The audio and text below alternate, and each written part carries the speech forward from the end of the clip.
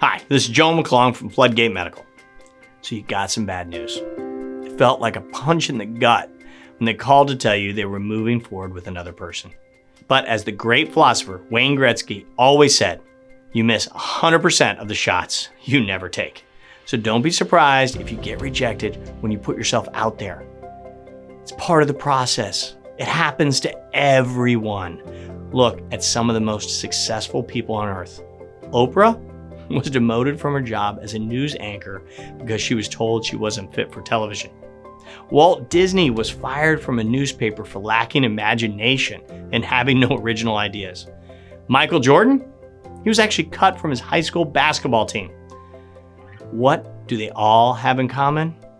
Rejection shaped their future. And I bet they didn't just take the bad news, they reflected, corrected, and came back even stronger the next time.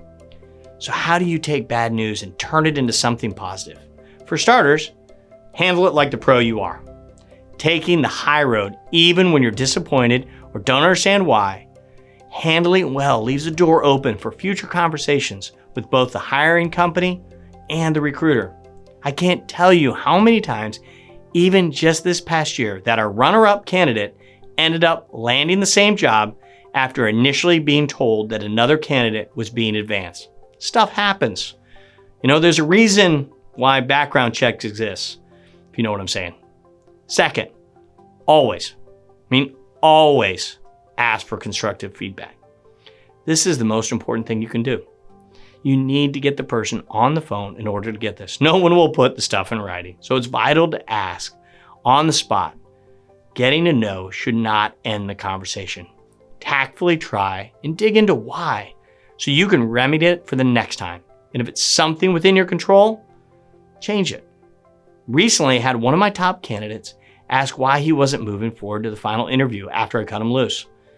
While he was a strong candidate and interviewed well, his follow-up had been pretty terrible.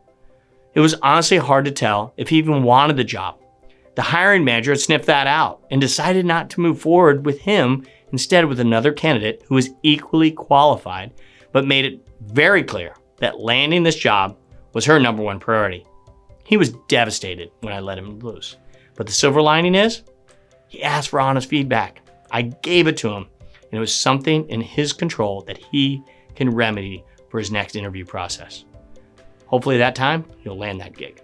Lastly, do some self-reflection. Even if there wasn't something specific the recruiter or hiring manager shared, can you do some self-analysis to see what else you could have done? What could have gone wrong? If you'd had 5 phone interviews with different companies, but none are moving to a face-to-face step, there is a common denominator. Are you talking too much, steamrolling the conversation? Are you not showing enough enthusiasm? Figure out what that missing piece might be and troubleshoot it for next time. And guys, I don't want you to get paranoid. Sometimes it's just the way it is. Things go wrong. It might not be something you did wrong. The job market is a tough place. So control the controllables and don't worry about the rest.